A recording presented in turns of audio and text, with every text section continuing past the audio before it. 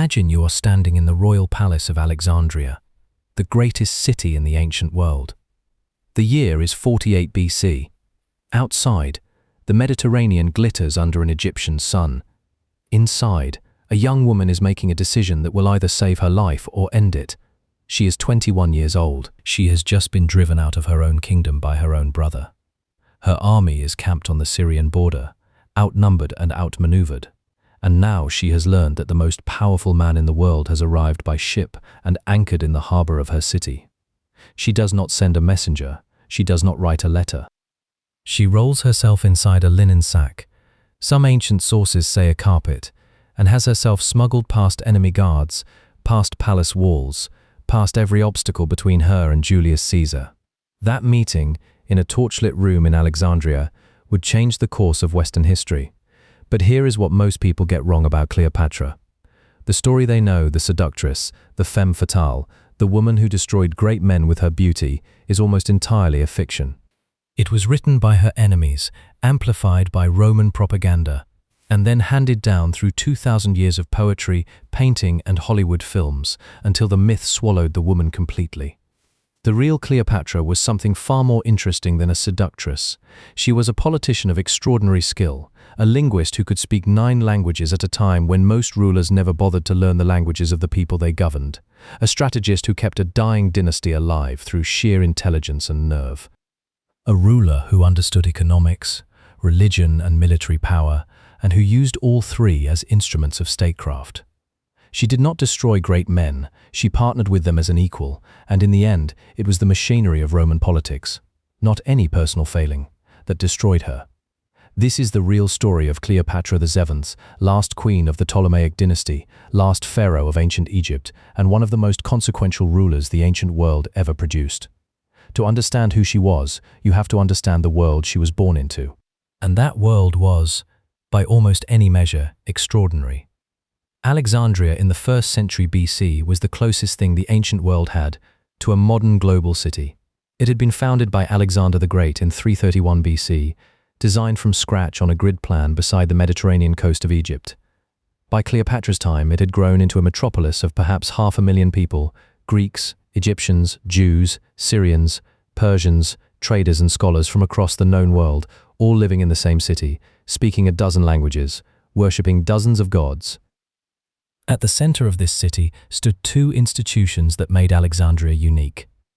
The first was the Library of Alexandria, the greatest collection of human knowledge ever assembled in the ancient world, containing hundreds of thousands of scrolls covering everything from mathematics and astronomy to medicine, philosophy, and poetry.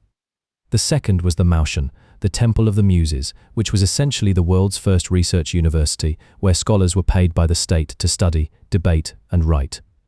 This was the city where Cleopatra grew up, the city that shaped her mind. She was born around 69 BC, the daughter of Ptolemy XII, a king whose nickname among his own people was Auletes, the flute player, which was not a compliment. The Ptolemaic dynasty had been founded by one of Alexander's generals after Alexander's death in 323 BC, and for 2 centuries it had been one of the great powers of the Mediterranean world. But by Cleopatra's childhood, that power was fading.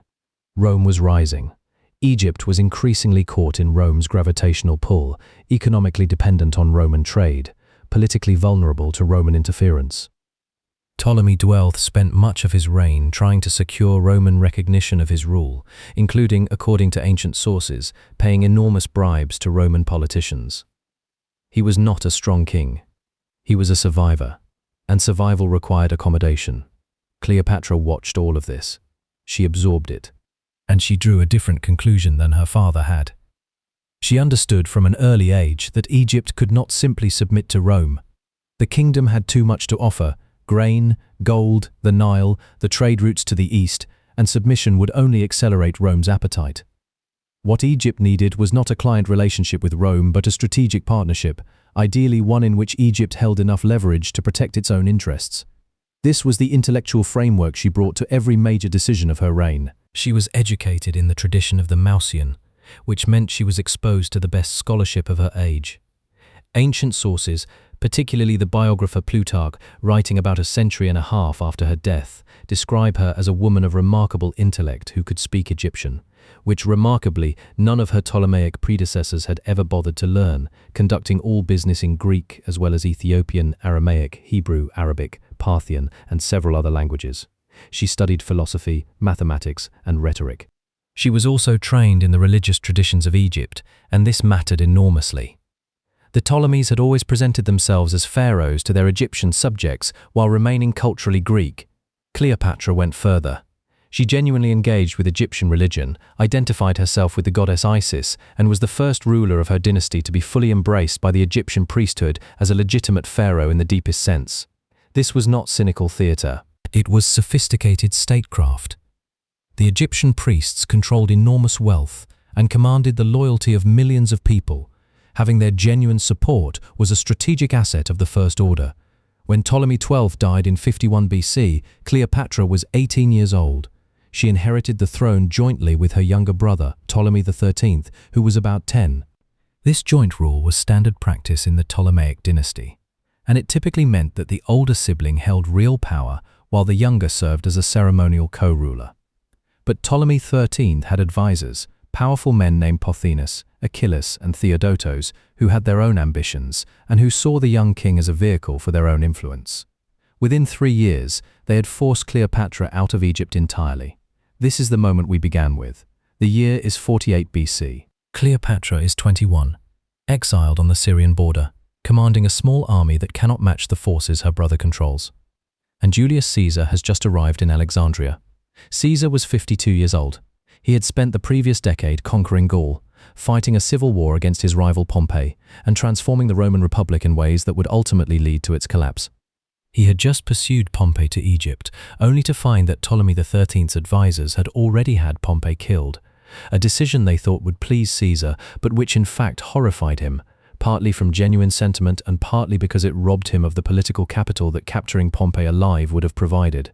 Caesar was now in Alexandria with a relatively small force, in a foreign city, in a politically complex situation, and with the legal authority of Rome to settle the dispute between the two Ptolemaic siblings. He summoned both of them to his presence. Ptolemy XIII's advisors controlled the city. Getting to Caesar was, for Cleopatra, genuinely dangerous. If she tried to enter Alexandria openly, she would be arrested or killed before she reached him. So she arranged to be smuggled in. The story of the carpet, or the linen sack, depending on which ancient source you follow, is one of the most famous images in all of ancient history. Plutarch describes it as a bold, theatrical stroke, and it was. But it was also something more practical. It was the only way to get past Ptolemy's guards. Cleopatra understood that Caesar was her best and possibly only chance at reclaiming her throne, and she was willing to take the physical risk of the smuggling operation to secure that one meeting. What happened when they met is, inevitably, subject to romantic interpretation by every writer who has told this story since. What we can say with reasonable confidence is this: Caesar was impressed. He decided to support her claim to the throne, and within a relatively short time, they became lovers. The question that historians have debated ever since is how much of this was personal and how much was political, and the honest answer is probably that for both of them, the personal and the political were inseparable. Cleopatra needed Caesar's military backing. Caesar needed a stable, friendly Egypt. They were both intelligent adults who understood power, and whatever genuine attraction existed between them operated within a framework of mutual strategic interest. What followed immediately was the Alexandrian War, a messy urban conflict in which Caesar and his small force found themselves besieged in part of Alexandria by Ptolemy XIII's army. It lasted from late 48 BC into early 47 BC. Caesar famously had to swim to safety at one point when his position on the harbour was overrun. The Great Library, or at least some of its contents, may have been damaged when Caesar's forces set fire to ships in the harbour and the flames spread to nearby buildings. Though historians debate the extent of this damage and whether the library's main collection was actually destroyed at this time. What we know is that the fighting was intense and the outcome was not certain. Ptolemy XIII drowned in the Nile during the fighting, probably while trying to escape. Cleopatra was restored to her throne, co-ruling now with her younger brother Ptolemy XIV, who was perhaps 11 years old and posed no real threat. Caesar spent several more months in Egypt after the fighting ended. He and Cleopatra traveled together up the Nile on a royal barge, a journey that ancient sources describe and that was clearly both a political display of the new order and, by all accounts, something the two of them genuinely enjoyed. In 47 BC, Cleopatra gave birth to a son whom she named Ptolemy Caesar, and whom the Alexandrians called Caesarion, Little Caesar. Whether Caesar acknowledged paternity is a question that ancient sources handle ambiguously. He never formally recognized Caesarion as his heir in Rome, but he also never denied the connection, and the name itself was a statement. For Cleopatra, Caesarion was enormously important, a child with both Ptolemaic and Roman blood, a potential bridge between the two greatest powers of the Mediterranean world. Caesar left Egypt in 47 BC. He had other wars to fight, other crises to manage. He invited Cleopatra to Rome in 46 BC, and she came, bringing Caesarion and establishing herself in Caesar's villa across the Tiber. This visit was politically provocative in Rome, where Caesar's relationship with the Egyptian queen was used by his enemies to paint him as a man seduced by Eastern luxury and ambition, a man who wanted to be a king, which was the worst thing you could call a Roman in the Republican tradition. Roman attitudes toward Cleopatra were shaped by deep cultural anxieties about the East, about female power, and about the threat to Roman Republican values that a monarch represented. She was foreign, she was female, she was powerful, and she was the partner of the most powerful man in Rome.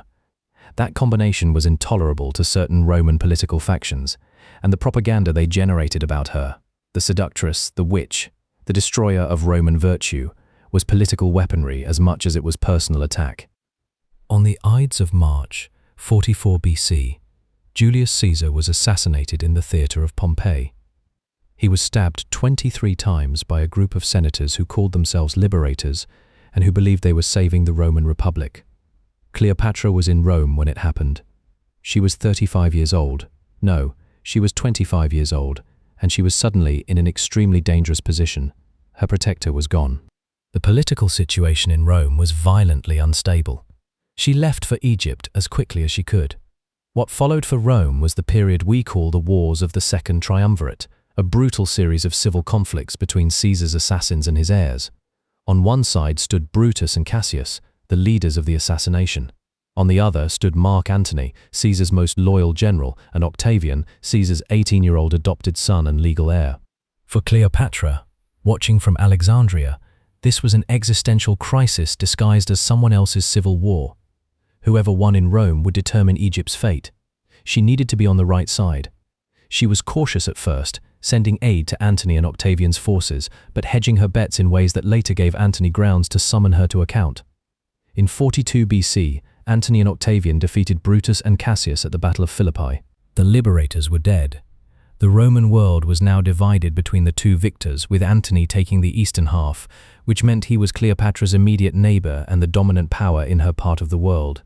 In 41 BC, Mark Antony summoned Cleopatra to meet him at Tarsus, in what is now southern Turkey. He wanted to assess her loyalty, perhaps extract money for his military campaigns, and establish the relationship between Rome and Egypt going forward. Cleopatra's entrance at Tarsus is one of the most celebrated scenes in ancient history, and Plutarch's description of it is so vivid that Shakespeare would lift it almost word for word 2,000 years later. She arrived on a great barge with gilded stern and purple sails, the oars moving to the sound of flutes and harps, herself dressed as Aphrodite, the goddess of love, reclining beneath a canopy of cloth of gold. This was theatre, and it was brilliant theatre. Cleopatra understood that Antony was a man who responded to spectacle, who had a taste for the grand gesture, who had spent years in the Eastern Mediterranean absorbing its culture and its aesthetics. She also understood that arriving as a supplicant would put her in a weak position, so she arrived as a queen, as a goddess, as something that commanded awe rather than requested favor. It worked. Antony was captivated. And once again, as with Caesar, the question of where the political calculation ended and the personal feeling began is one that the historical record cannot definitively answer, and probably one that Cleopatra herself would have found a meaningless distinction. Their relationship would last 11 years until the end of both their lives. But before we follow that story to its conclusion, we need to understand what Cleopatra was doing in Egypt during these years, because the Roman-centric version of her story tends to reduce her to a supporting character in the dramas of great Roman men. In her own kingdom, she was anything but a supporting character. She was, by most accounts, a capable and engaged ruler. Egypt under her management remained prosperous. She maintained the complex administrative machinery of the Ptolemaic state, managed the grain supply that fed much of the Mediterranean world, oversaw the temples and their vast landholdings, and kept the various ethnic and religious communities of her kingdom in sufficient equilibrium to prevent the kind of internal collapse that had plagued her predecessors. She also had to navigate genuinely difficult economic circumstances. Egypt was wealthy, but the Ptolemaic dynasty had been depleting that wealth for generations through court extravagance, military expenditure, and the bribes that Ptolemy XII had paid to Rome. Cleopatra managed these pressures with a combination of careful administration and the strategic use of her relationship with Rome to secure Egypt's trade interests. She also had to deal with internal dynastic threats. Her younger brother and co-ruler Ptolemy XIV died in 44 BC, probably poisoned, and ancient sources suggest Cleopatra may have been responsible. This is one of those points where historical honesty requires acknowledging that we do not know for certain. The evidence is circumstantial. But it is also true that Ptolemaic dynastic history was full of siblings killing siblings, and Cleopatra had every practical reason to eliminate a potential rival, however young he was. After his death, she made Caesarion her co-ruler. Her younger sister Arsinoe was another complication. Arsinoe had actually fought against Cleopatra during the Alexandrian War, supporting Ptolemy XIII's faction. After the war, Caesar had taken Arsinoe to Rome as a captive and displayed her in his triumph, a deeply humiliating experience for a Ptolemaic princess. But Arsinoe was alive, and she had supporters, and as long as she lived, she was a potential focal point for opposition to Cleopatra. In 41 BC, at Cleopatra's request, Antony had Arsinoe killed at the sanctuary of Artemis at Ephesus, where she had been living under a kind of protected exile. This was a violation of sanctuary that shocked many people at the time, and it tells us something about both Cleopatra's ruthlessness and Antony's willingness to use his power on her behalf. Now, back to the relationship between Cleopatra and Antony, because it is central to everything that follows. They were together in Alexandria in the winter of 41 to 40 BC, and ancient sources describe this as a period of extraordinary celebration and luxury, banquets, games, contests of wit and pleasure, the founding of a society they called the inimitable livers. Plutarch, who is our main source for much of this, clearly found it all both fascinating and morally troubling, and his account is coloured by a Roman perspective that viewed this kind of Eastern luxury as dangerous and corrupting. But Antony could not stay. Rome's politics demanded his presence, and in 40 BC he returned, eventually marrying Octavia, the sister of his rival Octavian, in a political alliance designed to stabilize the relationship between the two men. Cleopatra was pregnant when he left. She gave birth to twins, whom she named Alexander Helios and Cleopatra Selene, the sun and the moon. The years between 40 and 37 BC were years of separation, during which Cleopatra governed Egypt and Antony managed the Eastern Roman world. They were not idle years for either of them. Antony was fighting Rome's wars in the east, including a disastrous campaign against Parthia that ended in heavy losses and a difficult retreat.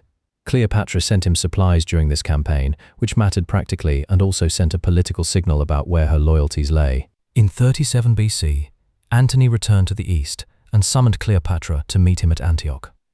Their relationship resumed. She was pregnant again within months and gave birth to a son named Ptolemy Philadelphus. But more significantly, in 34 BC, Antony staged what the Romans called the Donations of Alexandria, a public ceremony in which he distributed territories to Cleopatra and her children, declaring Caesarion to be the legitimate son of Julius Caesar and co-ruler of Egypt with his mother, and granting various eastern territories to the twins and the new baby. This was the moment that made conflict with Octavian essentially inevitable. From Octavian's perspective, the donations were an outrage on multiple levels. Antony was giving away Roman-controlled territories to a foreign queen and her children. He was declaring Caesarion, not Octavian, to be Caesar's true heir, which directly challenged the legal and political foundation of Octavian's own power. And he was doing all of this while married to Octavian's sister, whom he had now effectively abandoned. Octavian was a cold, calculating political genius. He understood that the donations gave him exactly the propaganda weapon he needed. He read out Antony's will, which he had seized from the Vestal Virgins where it was kept, a deeply illegal act in the Roman Senate, revealing that Antony wanted to be buried in Alexandria, not Rome.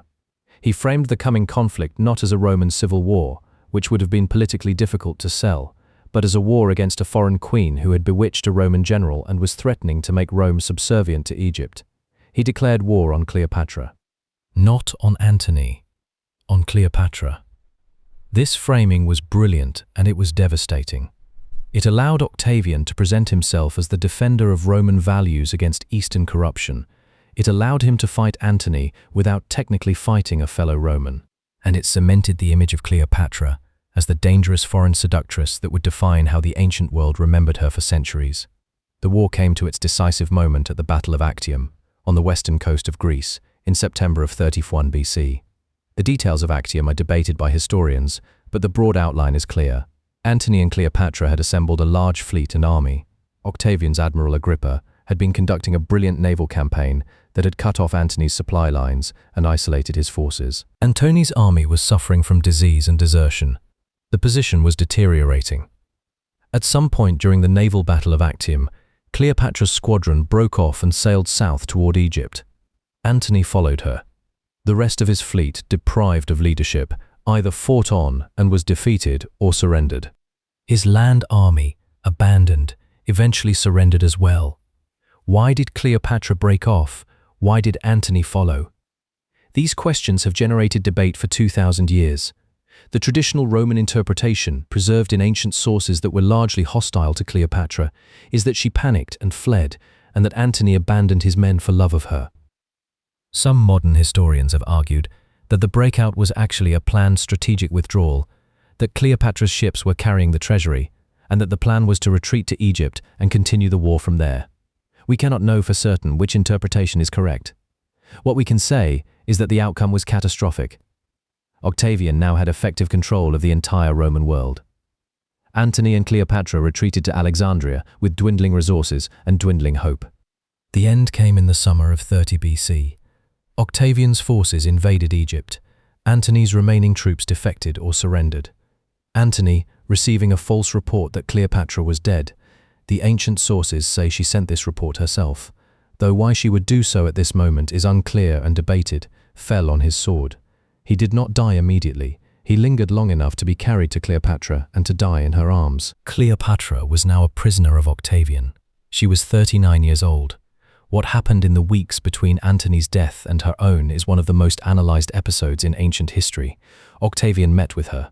Ancient sources describe this meeting in various ways, but the core question is what Octavian intended for her and what she understood about her situation.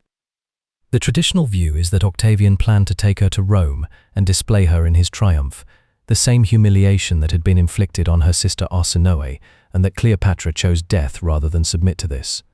There is some evidence for this. She reportedly received a secret message warning her of Octavian's intentions, and she took steps to secure her own death. Some modern historians have suggested a more complex picture, that Octavian may actually have been negotiating with her, that he may have been willing to leave her in some reduced capacity in Egypt, and that the breakdown of these negotiations, or her own assessment that any deal Octavian offered was not worth accepting, led to her decision. What we know is what happened. On August 12, 30 BC, Cleopatra dressed herself in her royal robes. She had herself brought to the mausoleum she had been constructing, where Antony was already buried. And she died. The method of her death is the most famous detail of her story, and also one of the most debated. The ancient sources say she was bitten by an asp, a cobra, that had been smuggled to her in a basket of figs. This story is so iconic that it has defined the image of Cleopatra for 2 millennia. But here is the thing. We do not actually know how she died. The asp story is the dominant ancient tradition, but it has problems. Cobra bites are not reliably fatal.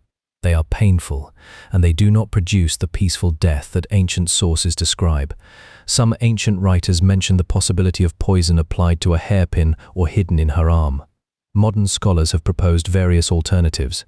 What we can say with confidence is that she died by her own choice, that she arranged her death carefully, and that she died as a queen. She was 39 years old. Octavian had Caesarion killed shortly after. He was 17. Cleopatra's other children by Antony, the twins and young Ptolemy Philadelphus, were taken to Rome and raised by Octavia, Antony's Roman wife, which is one of the more remarkable human details of this entire story. Cleopatra Selene eventually married the king of Mauritania in North Africa and lived a long life. Her brothers disappear from the historical record. Egypt became a Roman province. It would remain under Roman, then Byzantine, then Arab rule for the next 2,000 years. The Ptolemaic dynasty was over. The last pharaoh was dead. Now we need to ask the question that gives this story its real weight. Why does any of this matter? What did Cleopatra actually accomplish? And why has her legend endured and distorted in the way that it has? Let us start with what she accomplished, because it is genuinely impressive. She kept the Ptolemaic dynasty alive for 21 years after inheriting a kingdom that was, by any objective measure, in serious decline. She did this through a combination of administrative competence, religious legitimacy, and strategic diplomacy, specifically through alliances with the two most powerful Roman leaders of her age. This was not weakness. This was sophisticated statecraft in conditions of extreme constraint. A weaker ruler, or a less intelligent one, would have been absorbed into Rome much sooner. She was the first ruler of her dynasty to speak Egyptian, and this was not a trivial achievement. It represented a genuine effort to bridge the cultural divide between the Greek ruling class and the Egyptian majority, and it earned her a degree of popular legitimacy that her predecessors had never had. The Egyptian priesthood supported her. The ordinary people of Egypt, to the extent that we can recover their views across 2,000 years, seem to have regarded her as a genuine pharaoh rather than a foreign occupier. She was a patron of learning and culture in the tradition of the great Ptolemaic rulers. Alexandria under her reign remained the intellectual capital of the Mediterranean world. She reportedly wrote works on gynecology, cosmetics, and weights and measures, though none of these survive and we cannot verify the attribution with certainty. She understood, with remarkable clarity, the dynamics of the power struggle she was caught in. Her alliances with Caesar and Antony were not the acts of a woman blinded by passion. They were calculated bets on the most powerful available partner, made by a ruler who understood that Egypt's survival depended on having Rome's protection rather than Rome's hostility. She was right about this analysis. What she could not control was the outcome of Rome's internal conflicts. Now let us talk about the legend, because the gap between the real Cleopatra and the legendary one is itself a historical phenomenon worth understanding. The image of Cleopatra as a seductress who used her beauty to manipulate men was largely created by Octavian's propaganda machine. Octavian, who became Augustus Caesar, the first Roman emperor, after his victory, needed to justify the war he had fought against a fellow Roman citizen. The answer was to make Antony a victim, a great Roman general who had been corrupted by a foreign queen's unnatural power over him. This framing served Octavian's political needs perfectly. It explained Antony's behavior without requiring Octavian to engage with the actual political and strategic logic of what Antony and Cleopatra had been trying to do. It positioned Octavian as the defender of Roman virtue against Eastern decadence. This propaganda was so effective that it shaped every ancient source that came after it.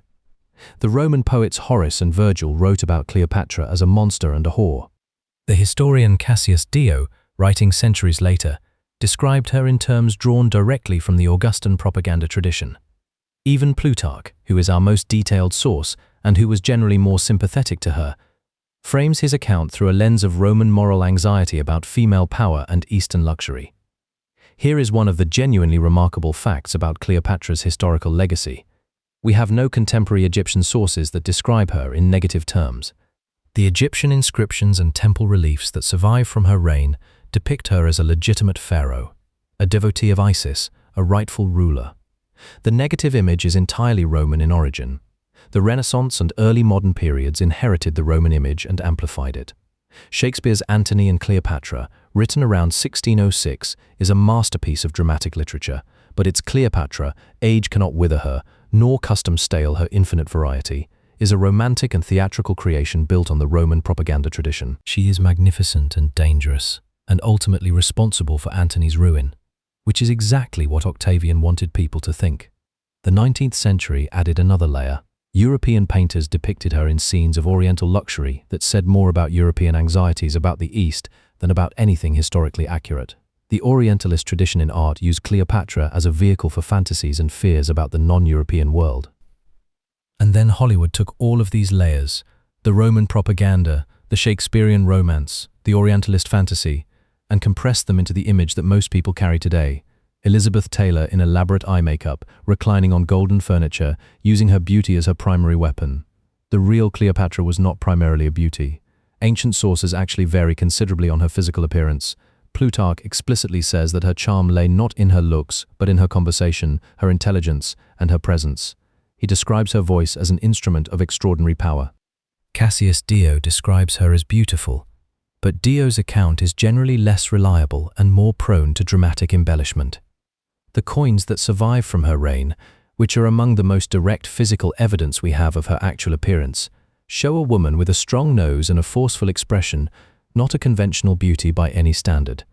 This matters because the reduction of Cleopatra to her physical appearance is itself a form of historical erasure. It takes a woman who was primarily a political and intellectual figure and reframes her as a body, as a sexual object, as a force of nature rather than a force of reason. It is, in a very direct sense, the continuation of Octavian's propaganda into the present day. There is also a racial dimension to Cleopatra's legend that has become increasingly discussed in recent decades. The Ptolemaic dynasty was Macedonian Greek in origin. Cleopatra's immediate ancestry was Greek, but the dynasty had been in Egypt for nearly 3 centuries by her time, and there is genuine uncertainty about whether there was Egyptian or other African ancestry in her family tree on her mother's side, about whom we know almost nothing. This uncertainty has made Cleopatra a contested figure in modern debates about race and representation, with some scholars and commentators arguing for an African Cleopatra and others insisting on a Greek one. The honest historical answer is that we do not know with certainty. Her paternal ancestry was Macedonian Greek. Her mother's identity is unknown. She lived in Egypt, ruled as an Egyptian pharaoh, and identified herself with Egyptian religion and culture.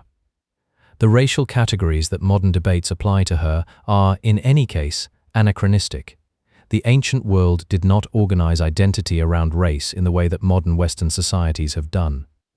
What we can say is that she was a product of the multicultural, multilingual, cosmopolitan world of Hellenistic Egypt, and that she embraced that complexity rather than retreating from it. Let us close by asking what Cleopatra's story tells us about the world she lived in, and about the forces that shaped how history remembers its actors.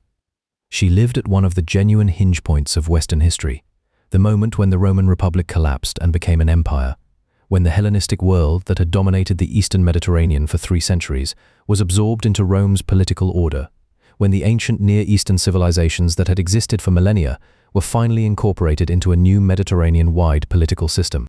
She was not a passive observer of these changes. She was one of the most active participants in them.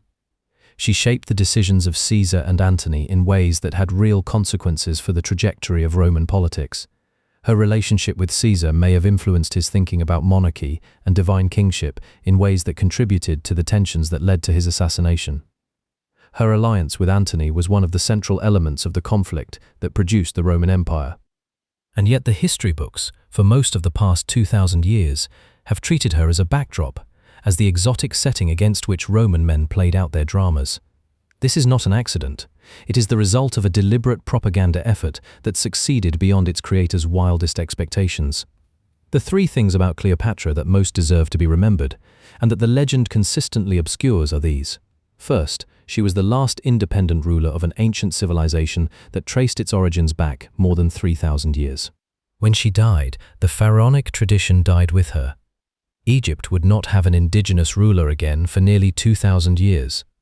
The weight of that ending, the sheer historical scale of what her death represented, is almost impossible to fully comprehend.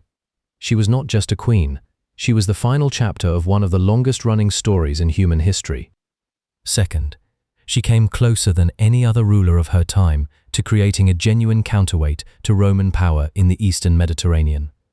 The donations of Alexandria, whatever their ultimate fate, represented a vision of a Greco-Egyptian Roman synthesis that might have produced a very different world.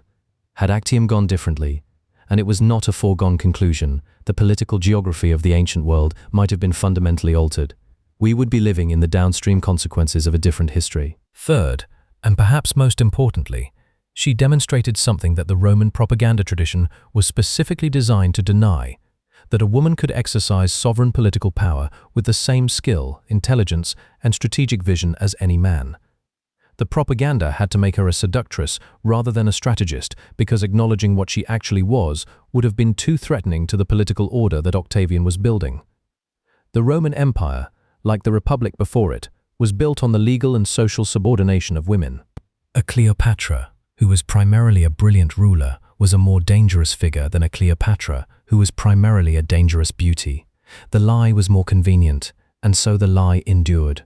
2,050 years after her death, we are still sorting through the layers of myth and propaganda to find the real woman underneath. We have found someone far more interesting than the legend. A ruler of extraordinary intelligence and nerve, a linguist and diplomat and administrator, a woman who played the most dangerous political game of her age at the highest possible level and who, in the end, was defeated not by any personal weakness, but by the overwhelming military and political power of an opponent who understood that destroying her reputation was as important as defeating her armies.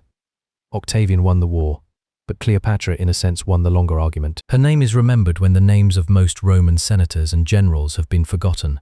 Her story continues to generate books and films and debates. The questions her life raises about power, about gender, about how history is written and by whom, are as alive today as they were in 30 BC. That is not nothing.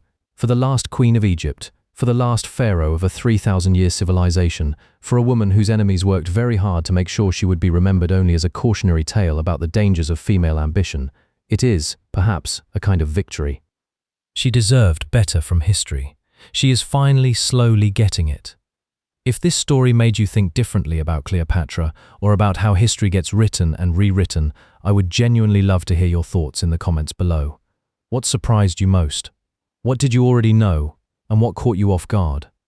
If you want to go deeper into the world Cleopatra lived in, the next video on this channel explores the fall of the Roman Republic, the full story of how Caesar, Pompey, and the collapse of a 500-year-old political system created the world that Cleopatra was born into and ultimately died in. It connects directly to everything we talked about today, and I think you will find it genuinely illuminating.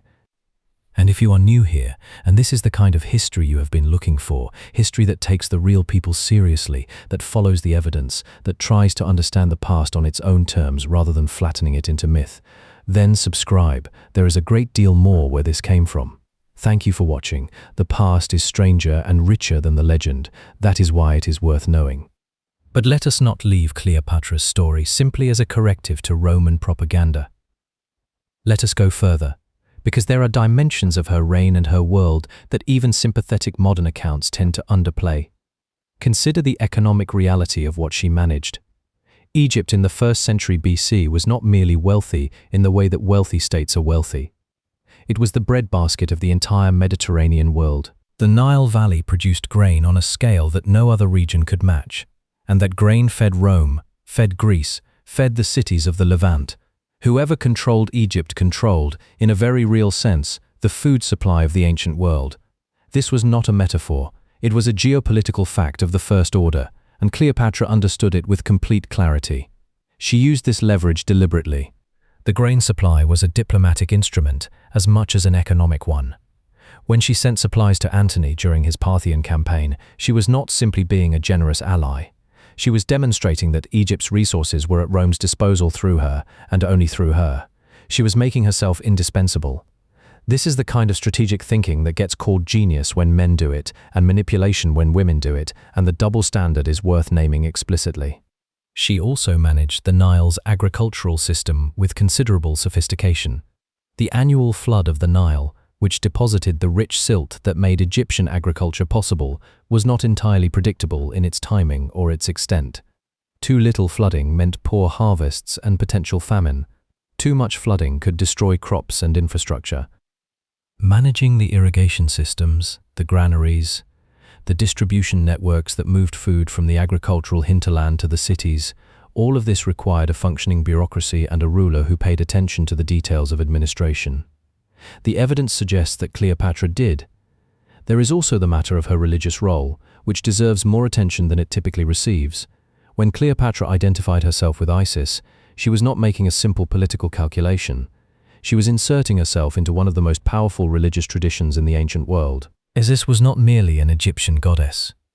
By the 1st century BC, the cult of Isis had spread throughout the Mediterranean world, attracting devotees in Greece, in Rome, in the cities of the Eastern Mediterranean.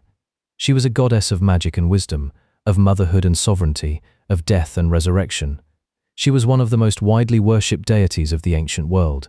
By presenting herself as the living embodiment of Isis, Cleopatra was claiming a religious authority that transcended national boundaries. She was not just the Queen of Egypt. She was the earthly form of a goddess whose worship extended from Rome to the borders of India. This gave her a kind of soft power, to use an anachronistic but useful term, that pure military or economic strength could not provide. It made her sacred in a way that commanded genuine reverence from people who had no political reason to respect her. And when she presented Antony as the god Dionysus, the divine counterpart to her Isis, she was constructing a theological framework for their partnership that was comprehensible and resonant across the entire Hellenistic world. They were not merely a queen and a Roman general. They were the divine pair, the sacred marriage of gods made flesh, ruling the world as heaven ordained. This was not delusion. It was the political language of the age, and she spoke it fluently. We should also spend a moment with the Alexandria she governed, because the city itself was one of her most important inheritances and one of her most significant responsibilities. By the middle of the 1st century BC, Alexandria was arguably the most intellectually productive city in human history. The mathematical work of Euclid had been done there. Eratosthenes had calculated the circumference of the Earth there with remarkable accuracy. He was off by less than 2%, using nothing more than shadows, sticks, and careful reasoning. Archimedes had studied there. The astronomer Hipparchus had worked there. Herophilus had performed the first systematic dissections of the human body there, laying the foundations of anatomy as a science. This was the tradition Cleopatra inherited, the library, the motion, the culture of inquiry and debate that Alexandria had cultivated for 2.5 centuries. These were part of her kingdom, and she took them seriously. She was not a passive patron who simply provided funding.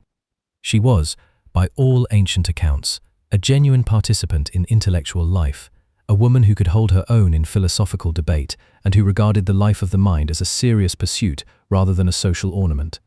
The loss of this tradition, the gradual decline of Alexandria as an intellectual center following the Roman conquest, the eventual destruction of the library in later centuries under circumstances that are still debated, represents one of the genuine tragedies of ancient history.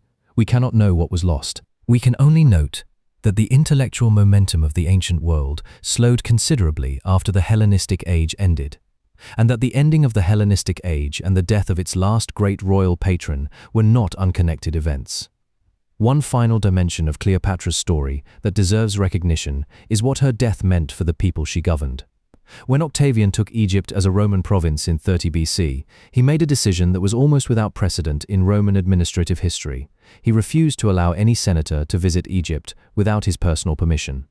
Egypt was too important, too wealthy, too strategically vital to be entrusted to the normal machinery of Roman provincial administration. It became, in effect, the personal property of the emperor. For the Egyptian people, this transition meant the end of a ruling dynasty that, for all its flaws and internal violence, had at least been physically present in Egypt, had at least engaged with Egyptian religion and culture, had at least, in Cleopatra's case, made a genuine effort to understand and honor the civilization it ruled. Roman emperors governed Egypt from Rome, through appointed prefects, with no particular interest in or connection to Egyptian culture. The temples continued to be built and maintained for a time, because the Romans understood the political value of religious continuity. But the living connection between the ruler and the ruled, the sense of a shared fate that Cleopatra had cultivated, was gone. Egypt would produce no more pharaohs. The 3,000-year tradition of divine kingship along the Nile, which had built the pyramids and the temples and the tombs of the Valley of the Kings, which had survived conquest by Assyrians and Persians and Macedonians, which had bent but never quite broken across 30 centuries of continuous civilization, finally ended on a summer day in 30 BC in a mausoleum in Alexandria, with a queen in her royal robes and a death she had chosen for herself. That is the true scale of what Cleopatra's story contains. Not a romance, not a cautionary tale about the dangers of passion. A civilization's ending, a world's transformation. And at the center of it, a woman of extraordinary intelligence and will, who faced impossible circumstances with more skill and dignity than almost any ruler of her age, and who deserves to be remembered for what she actually was. The legend is compelling, the reality is greater. If this video gave you a new way of seeing Cleopatra, or made you want to push back and argue about something, please leave a comment below. I read them, and the best history happens in conversation. If you found value in this, a like helps this channel reach people who are looking for exactly this kind of history. And if you are not subscribed yet, now is a genuinely good time, because the next video in this series goes directly into the world that outlasted Cleopatra. The Roman Empire at its height, how it was built on the ruins of everything she fought to preserve, and what it ultimately became. It is a story that connects directly to this one. See you there.